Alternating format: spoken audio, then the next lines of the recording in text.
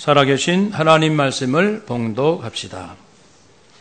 구약 성경 전도서 3장 12절로 15절까지입니다. 함께 봉독합시다. 사람들이 사는 동안에 기뻐하며 선을 행하는 것보다 더 나은 것이 없는 줄을 내가 알았고, 사람마다 먹고 마시는 것과 수고함으로 낙을 누리는 그것이 하나님의 선물인 줄도 또한 알았도다. 하나님께서 행하시는 모든 것은 영원히 있을 것이라. 그 위에 더할 수도 없고 그것에서 덜할 수도 없나니, 하나님이 이같이 행하심은 사람인 경외하게 하려 하심인 줄을 내가 알았도다. 이제 있는 것이 옛적에 있었고 장래에 있을 것도 옛적에 있었나니, 하나님은 이미 지난 것을 다시 찾으시느니라. 아멘. 우리 서로 인사합시다. 하나님을 찬양합시다. 변치 않는 그분, 또 우리 서로 인사하며 격려합시다. 한 주간 수고 많으셨습니다. 정말 따뜻하게 한 주간 고생하고 애쓴 것을 그 누구보다도 성도님들께로부터 위로받는 것이 우리 주일의 큰 축복인 줄로 믿습니다. 그래서 서로 정말 격려하고 따뜻하게 위로하고 우리가 서로 용기를 줄 수 있는 아름다운 날을 다시 한번 감사드립니다. 12월입니다. 또 대림절이고요. 12월 되면은 아쉽다. 그리고 우리가 한 해 한 해 나이가 들어가면서 마음은 좀 무겁고 그러지요. 그래서 이 12월 되면은 우리에게 많은 것을 생각하게 하고 또 성숙하게 하는 계절이기도 합니다. 이 전도서 오늘 말씀을 나누겠습니다. 전도서는 제가 개인적으로 정말 한번 그 말씀을 정리하고 싶었어요. 오랫동안. 조금씩 말씀은 이게 우리가 그때마다 나누지만 전도서 내용을 한번 살펴보고 싶다. 그런 소원이 오랫동안 있었는데요. 지난 3개월, 약 4개월 동안 우리 수요 예배 때 전도서 말씀을 나눴습니다. 그래서 전하는 저 자신이 먼저 원래 이 말씀을 꼭 다루고 싶었기 때문에 많은 은혜를 받고, 또 오늘은 그 전도서를 총 정리한 말씀을 전하는 시간입니다. 그래서 30분이지만 3, 4개월 했던 내용들을 다 나누게 될 겁니다. 그래서 전도서를 이렇게 마치고 난 소감이, 제 소감이 딱 두 글자로 압축됩니다. 그는 초월이라는 거예요. 그래서요, 하나님께서 정말 우리에게 원하시는 것은 세상을 초월하는 거예요. 초월하지 못하면 허무에 빠집니다. 우리는 그래서 세상의 허무에 빠지든지 세상을 뛰어넘는 초월의 삶을 살든지 둘 중에 하나이구나 라는 것을 알게 됩니다. 전도서에는 11가지의 허무의 이야기들을 얘기하고, 그렇지만 우리가 이렇게 해야 된다라는 말씀도 한 5가지 나옵니다마는 성경 전체 말씀으로 해서 허무는 무엇이며 우리는 그 허무를 어떻게 대하는지 살피고자 합니다. 굉장히 중요한 오늘이 되겠습니다. 전도자는, 솔로몬 왕은 자기의 전 삶을 살아보면서 깊은 고뇌 또 후회도 하면서 다음 세대에게 주옥 같은 인생의 지혜를 전해주고 있습니다. 삶을 우리가 들여다보면은 허무함이 있다는 것을 말하는데, 이 허무는 어디서 오는가? 하나님의, 한번 따라 합시다. 하나님의 사랑, 하나님의 지혜, 하나님의 능력, 그렇습니다. 이것을 내가 외면하면, 거부하면, 그것으로부터 내가 등 돌리는 삶을 살면 모든 것이 허무해집니다. 그러면 그 반대에 참된 충만함의 삶은 어디서 오는가? 그것은 마찬가지입니다. 하나님의 사랑에 마음을 여는 사람, 하나님의 지혜와 능력의 심령을 활짝 열어놓는 사람은요, 하늘의 충만함을 덧입습니다. 그래서 초월의 능력을 얻게 되죠. 첫 번째 허무는 이런 것입니다. 해를 보니까 떠서 지고 떴다가 지고, 바람도 불고 어디론가 사라지고 또 불어오고 어디론가 사라지고, 강물도 흘러 어디로 가니? 바다로 간다. 그 수많은 강물이 바다로 흘러 들어가건만 바다는 채워질 줄 모르고 끊임없이 반복되는 이 자연 현상을 보면서 그 전도자가, 즉 일반 사람들의 마음을 표현한 것이죠. 결론이 뭐냐면 만물이 피곤하다 그랬어요. 뭐 하는지 모르겠다. 헛사는 거 아닌가. 무의미하다 그러는 거예요. 사람이 두려워하는 것이 몇 가지 굵직굵직한 두려움이 있는데요. 그 중에 하나가 이런 거예요. 무의미. 왜 사는지 모르겠어. 아니, 해는, 바람은, 강물은 왜 이렇게 매일같이 반복하고 그리고 지루하게 계속하는가. 이 부분에 있어서 시편 104편 19절에서는 여호와께서 달로 절기를 정하시며, 하나님께서 그렇게 하셨다는 거예요.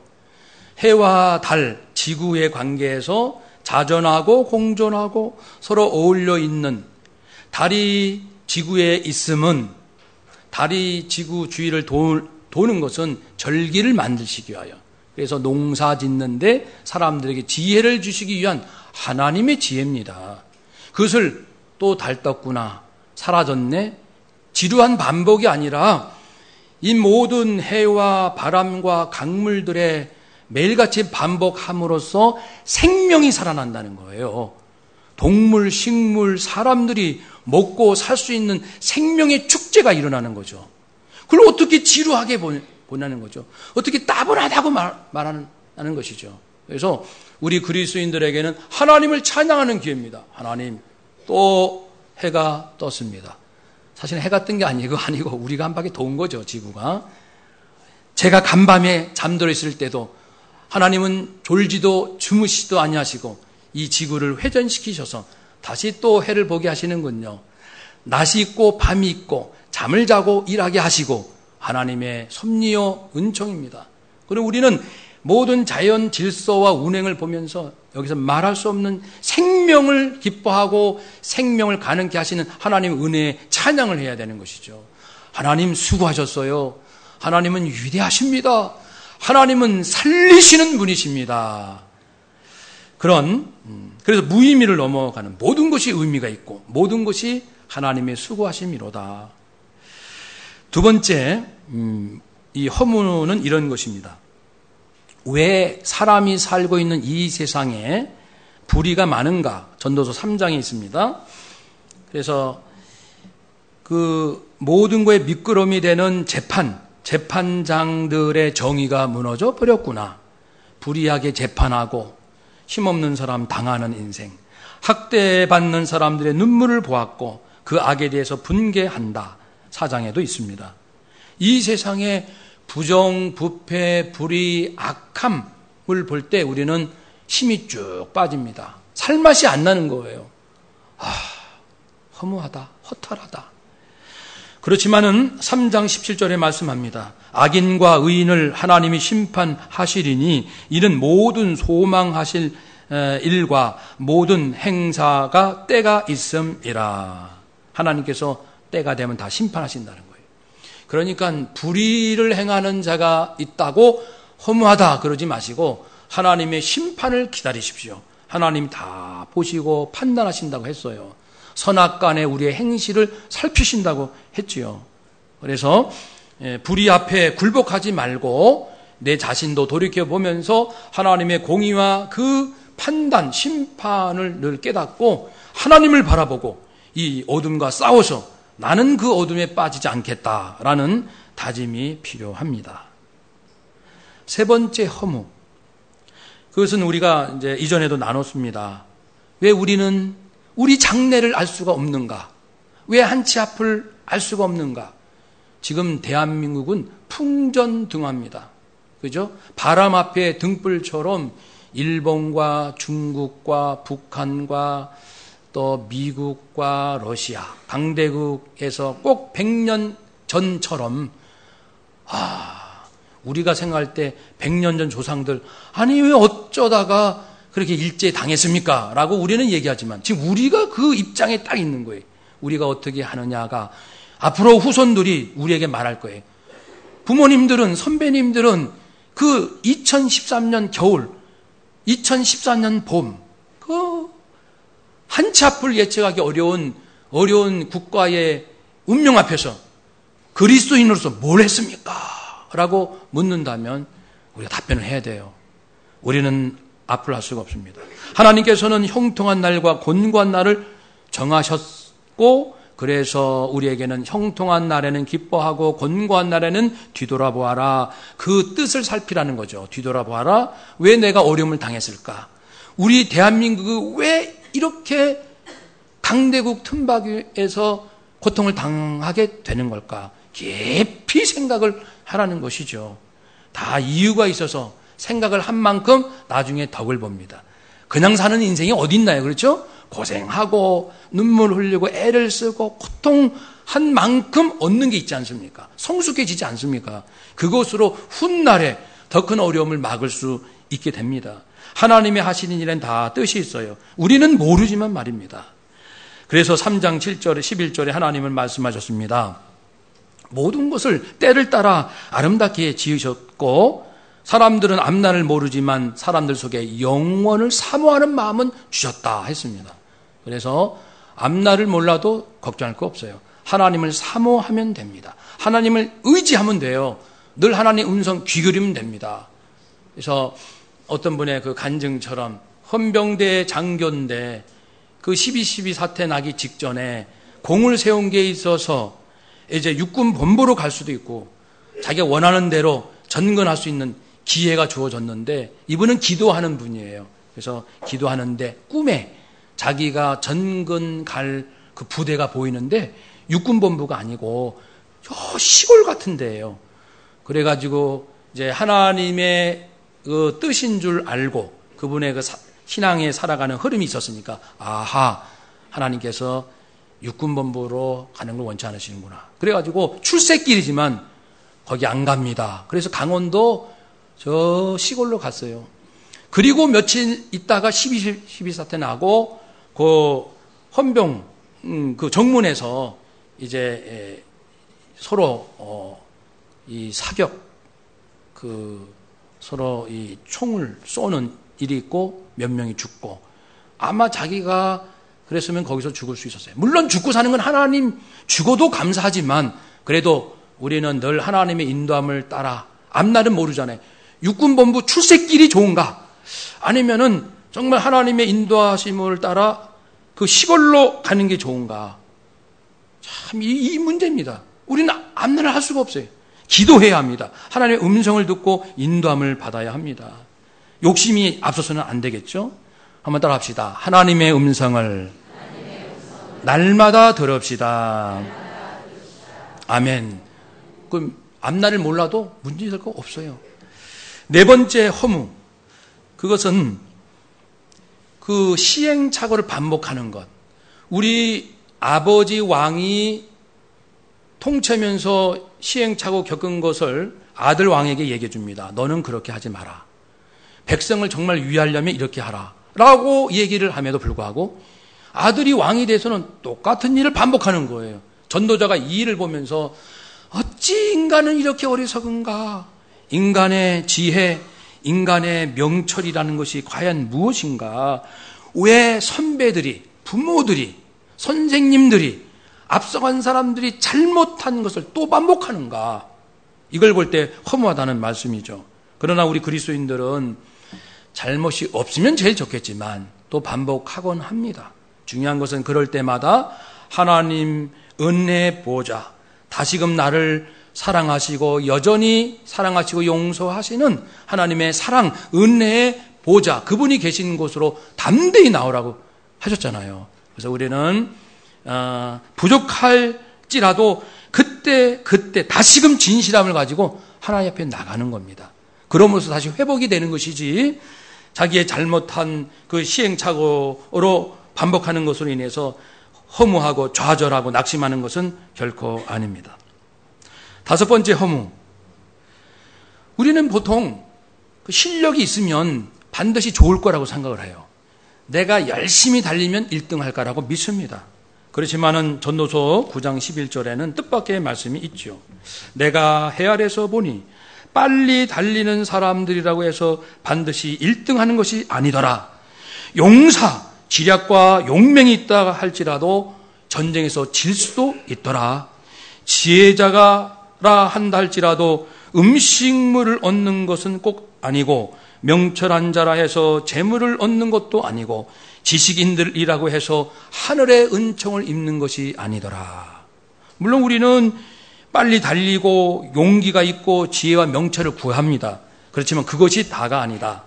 그래서 인간이 수고하고 노력할지라도 인생을 인생답도록 지키시고 붙들어 주신 분은 하나님이시라는 겁니다.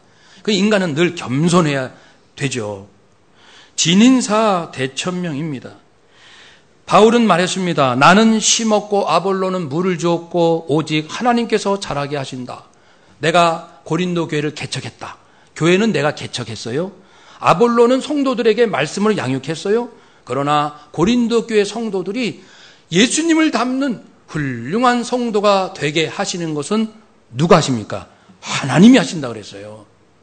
그러니까 우리는 수고하지만 그러나 일이 되게끔 하시는 분은 하나님이시다. 하나님을 의지하고 맡기라는 겁니다.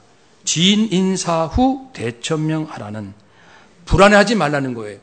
내가 분명히 연습할 때는 1등인데 실전에서는 3등 했어요. 연습할 때는 3등인데 실전에서는 실격했어요. 그럴 수 있다는 겁니다, 인생은.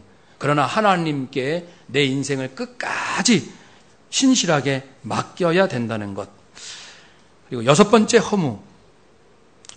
허무는요, 내가 재능이 있고 잘해요, 그리고 수고해요, 열심히 합니다. 내가 유능하고 열심히 사는데 왜 사람들이 나를 시기하고 질투할까? 그것이 있다는 겁니다. 이것이 허무하구나. 내가 잘하면 사람들이 박수 칠 줄 알았는데 이렇게 고생하고 땀 흘려 살았는데도 나를 시기하고 질투하고 내가 애쓴 걸 평가절하하고 별거 아닌 것처럼 취급해주고, 얼마나 허무하겠습니까? 그렇죠? 그렇지만 잘하여 시기 받을 때는 묵묵히 겸손해야 합니다. 시기 받는 거 감사한 일이에요. 겸손해야 합니다. 묵묵히 다 하나님께 맡겨야 됩니다. 그와 함께 있는 짝이 되는 허무가 있는데, 그것은 반대의 거예요. 잘한다고 시기 받고 또 못한다고 멸시받는 거예요. 전도서에서는 9장 11절에 나오는데, 가난한 사람은 멸시받는다 그랬어요. 가난한 사람의 지혜는 멸시받는다. 부자들은 말 한마디 해도 사람들이 굉장한 것처럼 듣는 거예요. 소위 세상적으로 성공 출세한 사람들이 말 한마디 하면 뭔가가 있겠지. 그리고 내가 정말 지혜가 있고 나는 정말 인생을 올바르게 살았다 할지라도 세상적으로 내보일 거 없고 세상적으로 성공 출세하지 아니하면 사람들이 무시를 해요. 멸시를 해요. 아예 들어봐야 별 얘기 없어. 저 사람 자기가 저렇게 똑똑하면 왜 성공 못했어? 이렇게 무시하고 멸시한다는 거예요. 이런 걸 볼 때는 허무하다. 도대체 이 세상에 이런 게 다 있나? 허무하다는 거예요. 그렇지만 우리는 어떻게 해야 될까요? 보세요. 다른 사람이 가난하다고 멸시하는 것은 주님을 멸시하는 거예요. 예수님께서는 소자에게 한 것이 나에게 한 것이다. 가난한 사람, 고아, 과부, 나그네, 그리고 병든 자, 연약한 자, 외로운 자, 우리가 이런 경우에 전혀 해당 안 되는 경우는 없죠. 살다 보면 이럴 때도 있고 저럴 때도 있고 다 그래요. 예수님은 연약한 자, 소자, 작은 자, 그런 자들을 돌봐주는 것이 나에게 잘하는 것이다. 그렇게 크게 인정해 주셨어요. 그러므로 우리는요, 사람에게 어떻게 하느냐가 하나님 앞에 기억된다는 거예요. 그러면 반대 입장에서 보면은 누가 나를 멸시한다. 가난하다고 멸시하고 뭐 한다고 나를 멸시해요. 그러면 그 사람을 불쌍히 여겨야 돼요. 그 사람이 어쩌면 영적으로 저렇게 깨어있지 못할까? 어쩌면 인간적인 생각에 그냥 굳어가지고 인간적인 욕심과 자랑에 굳어가지고 어떻게 예수님의 마음이 저 속에 없는지 그걸 불쌍히 봐야죠. 상처받을 필요 없어요. 멸시받는다 하여 상처받을 필요 없다는 거예요. 그 사람이 잘못한 것이지 왜 내가 상처받습니까? 내 인생을 잘 지켜야죠. 내 마음을 굳게 지켜야죠. 누가 뭘 한다고 해서 내가 슬퍼하고 섭섭해하고 좌절하고 그건 내 인생을 내가 망치는 거예요. 그렇게 얘기를 해도 반대일 수 있잖아요. 오히려 축복하고 오히려 그 사람을 긍휼히 여기고 나는 또 그런 적이 없나 자기 반성할 수 있고 수지 맞는 거 아닙니까? 똑같이 멸시받아도 예수님을 점점 닮아가는 사람이 있고 어떤 사람은 인생이 무너지는 사람이 있고 이거 정말 중요하죠. 왜냐하면 우리는 때때로 멸시받고 살잖아요. 그래서 전에도 한번 말씀드렸지만 제가 한 10년 전 우리 교회 오기 전이니까 동아일보 연말 이때쯤 우리 대한민국 이것만큼은 버리고 가자라는 시리즈 연재물이 있었어요. 그걸 다 스크랩을 했어요. 열 몇 가지 됐어요. 예를 들면은 뭐 지역 감정 버리자, 학벌주의 버리자, 물질 중심 버리자 이렇게 쭉 있었어요. 제가 모아서 가만히 뜯어보니까 공통된 게 있어요. 그 안에. 그게 뭐냐면 한번 따라 합시다. 사람들 나를 무시하지 말아요. 그거더라고요. 사람들이 무시해서 그런 거예요. 무시하니까 끼리끼리, 무시하니까 실력, 무시하니까 있어 보이는 것, 무시하니까 무시당하지 않으려고 이런 병폐들이 한국 사회에 있는 것을 보고 이거다. 사람들은 무시당하면 견딜 수가 없는 거예요. 그러니까 이렇게 병든 사회가 된 거예요. 그러면 질문을 하고 싶어요. 당신 누가 당신을 무시했어? 아, 누가요? 그 사람에게 당신은 누가 당신을 무시했어요? 누가요? 보니까 5천만 국민이 서로가 서로를 무시했어요. 알고 보니까. 젊은 세대는 어르신들 무시하고 어르신들은 젊은 세대 무시하고 남편은 아내를, 아내는 남편을, 형제는 형제끼리 서로가 다 무시한 거예요. 안 그런 척하면서 여기서 무시하고 저기서 무시하고. 이래서 우리 사회가 병들어가는구나. 와, 그래서 이 무시한다는 게 얼마나 위험한지를 깨닫습니다. 여러분, 그러나 반대로 내 마음 지켜야 됩니다. 누가 날 무시하고 멸시해도 거기에 상처받지 맙시다. 그 사람이 그런 거를 왜 내 인생을, 이 고귀한 내 인생을 이렇게 힘들게 한단 말입니까? 하나님 앞에 그 사람 몫입니다. 그 사람은 그 사람 하나님 앞에 결정할 거예요. 나는 내 삶을 지켜야 됩니다. 8번째, 허무. 이거는요, 내가 잘 나갈 때는 사람들이 알아주고 박수 쳐주고 내 인기가 올라갔는데 시간이 지나니까 사람들이 나를 알아주지 않는 거예요. 나를 잊어버리는 거예요. 내가 그렇게 열심히 했던 것에 반응이 없어요. 명성이 한때로구나. 그렇게 내가 기뻤던 것이 한순간이었구나. 이걸 보고 허무하다. 인생이 참 허무하구나. 그러나 우리는요, 이 세상에 잠시 있을 명성의 마음 뺏기지 마시고 하나님께서 인정해 주시고 하나님께서 약속해 주신 신실한 상급, 신실한 면류관, 하나님께서 주시는 영광, 나의 선하심을 맛보할지어다, 나의 영광을 맛보할지어다. 그걸 말씀했습니다. 왜 사람에게 이렇게 애걸하십니까? 왜 사람에게 구걸하십니까? 하나님, 변치 않고 신실하신 하나님의 영광, 하나님의 기쁨, 하나님의 인정하심, 그걸 가지고 막 기쁘게 살아보세요. 그렇죠? 9번째, 허무. 내가 고생해서 얻은 게 많은데 실제로 살면서 다 내가 누리지 못하고 많은 것. 이게 허무한 거예요. 100을 벌었는데 70밖에는 내가 쓰지 못하고 30은 자식한테 가거나 이웃에게 가거나 누구한테 가거나 딴 사람한테 가는 것. 물론 여기서도 다른 사람한테 갔다는 것 그 자체가 괘씸하거나 그래서 그런 건 아니고, 다만 사람이 고생해서 얻은 것이라 할지라도 사람이 다 누리지 못한다는 인생의 이치를 깨달으라는 거죠. 돌이켜 생각해 보면 우리는 빈손으로 와서 빈손으로 갑니다. 지금 우리가 가지고 누리는 건 내 것은 아무것도 없어요. 그러니까 억울하다 할 것도 없고 빼앗겠다는 말도 사람끼리는 할 수 있지만 하나님 앞에는 할 수가 없는 거예요. 다 하나님의 것입니다. 그리고 내가 100을 얻었는데 70밖에 사용 못했다.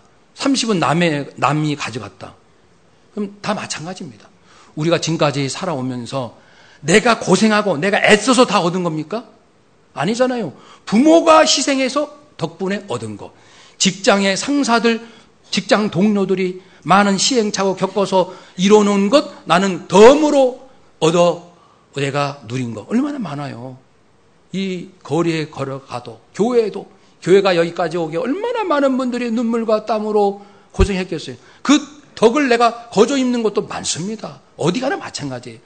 그러니까 내가 애쓴 거 나는 조금밖에 누리지 못하고 억울해 그럴 필요가 없다는 겁니다. 인생은 다 돌고 도는 것, 또 흘러가고 흘러오는 거예요. 거저 주기도 하고 거저 받기도 하는 것 아니겠습니까? 그리고 이제 10번째 허무, 전도서 6장에 있는 거예요. 이게 이제 가장 중요한 건데요. 만족하지 못하는 자가 허무하다 그랬어요. 만족하지. 자녀가 많고 장수할지라도 천년의 갑절을 산다 할지라도 만족할 줄 모르는 자는 차라리 태어나지 않는 자보다 못하다. 굉장히 표현이 심하죠. 만족할 줄 모르는 자, 지금 있는 형편에 감사할 줄 모르는 자는 차라리 안 태어나는 게 좋다. 낙태자보다 좋다. 낙태가 좋다는 의미가 아니고 그 정도로 근데 어리석다는 거예요. 물론 사람들 원망 불평 다 이유가 있어요. 화도 나고 다 이유가 있어요. 그렇지만 하나님 앞에선 우리가 깨닫는 삶의 지혜는 그 하나님을 믿는 자는 감사와 만족할 수 있고 그래야 진정으로 하나님 주권에 철저히 순종할 때 하나님께서 감춰두신 놀라운 은혜와 평강과 기쁨을 맛볼 수 있다는 것입니다. 마지막 허무, 전도서 2장에 나옵니다. 이것은 죽음이에요. 내가 보니까 지혜롭고 똑똑한 사람도 죽고 어리석은 사람도 죽고 건강한 사람도 죽고 병든 사람도 죽고 다 죽네 그런 겁니다. 너나 할 것 없이 모두 다 죽는구나. 죽음을 피할 수 없구나. 허무하다.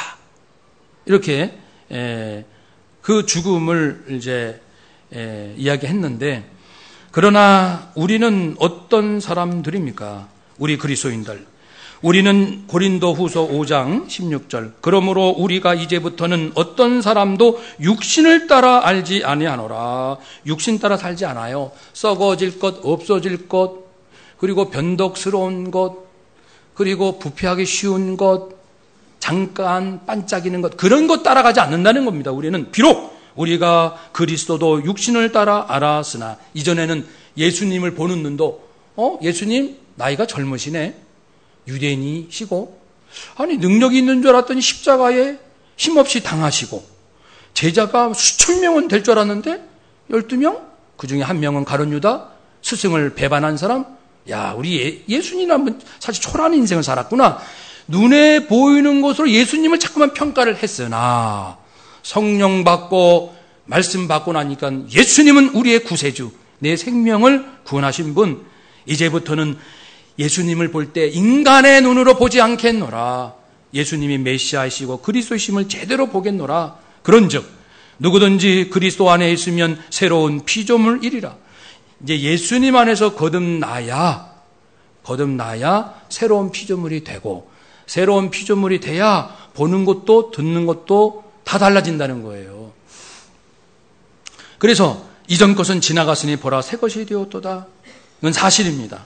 한번 따라합시다. 이전 것은 지나갔으나 보라 새 것이 되었도다. 날마다 죽노라. 날마다 사노라.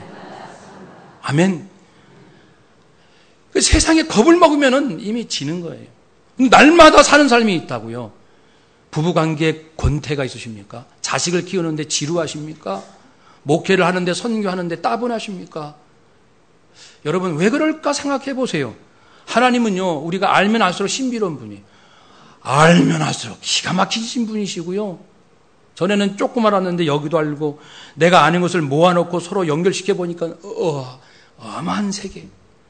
하나님은 모든 우주 만물을 지으시고 모두를 자기 사랑하는 그 능력과 신성으로 다 지으셨어요. 물 한 잔도 귀하고 그리고 이제 땅도 귀하고 나무도 귀하고 이 모든 것이 하나님의 흔적이고 사랑이고 모든 것이 하나님의 가족들인 거예요. 전에는 원수가 그렇게 많았으나 이제는 원수가 없어요. 내 안에 원수가 없고 미워하는 사람이 없어요. 다 불쌍한 사람들은 있어요. 긍휼히 여길 사람은 있어요. 그러나 증오할 사람은 없어요. 미워할 사람은 없어요. 모두가 하나님의 사랑과 긍휼을 기다리고 있는 인생들, 이게 보여야 되는 거 아닙니까? 내 눈이 열려서 영이 깨어서 그게 보여야 되는 거 아닙니까? 누가 나를 멸시했다고 그 사람 이제 잡아 죽이려고 하지 마시고 그 영혼이 외로우니까 다른 사람 공격하는 거예요. 그 사람이 두려우니까 다른 사람에게 그렇게 함부로 하는 거예요. 그 심령이 불쌍하고 그 심령이 두려움 가운데 있는 것을 왜 내가 못 보냐고요. 그 사람을 위해서 기도해 줘야 돼. 그 사람을 긍휼히 여겨주고 내 이 눈이 영의 눈이 열리기만 한다면 날마다 새롭습니다. 우리가 하나님을 어느 정도 알고 있다고 여러분 우리 스스로 생각하고 있습니까? 우리가 하나님을 과연 얼만큼 얼마나 깊이 얼마나 폭넓게 하나님을 우리가 알고 있을까요? 우리도 경험해봤지만 하나님을 알면 할수록 그냥 고개를 절레절레 흔들 수밖에 없어요.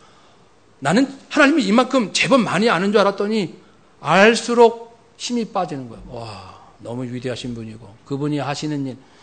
요즘은 이제 과학도 많이 발전하니까 과학에서 이렇게 깨우쳐주는 얘기해주면 하나님이 창세전부터 만세전부터 그런 일을 하죠. 우주 만물 안에 저런 놀라운 섭리와 이치가 있구나.